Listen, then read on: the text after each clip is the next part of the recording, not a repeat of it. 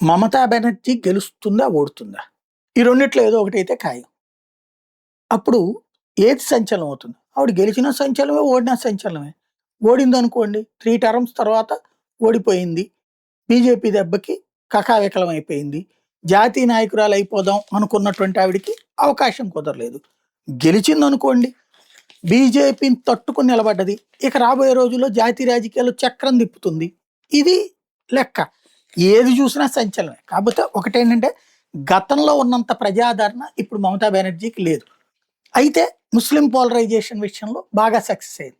ఆ కారణంగా ఆమె విజయావకాశాలు ఎక్కువ ఉంటాయి అన్నట్టుంది. ఎందుకంటే క్రిందటిసారి కూడా బీజేపీ గెలుస్తోంది అని ఎంత ప్రచారం చేసినా చివరికి ప్రతిపక్ష స్థానానికి దగ్గరలో కూడా లేదు. దూరంగా ఉన్నటువంటి పరిస్థితి.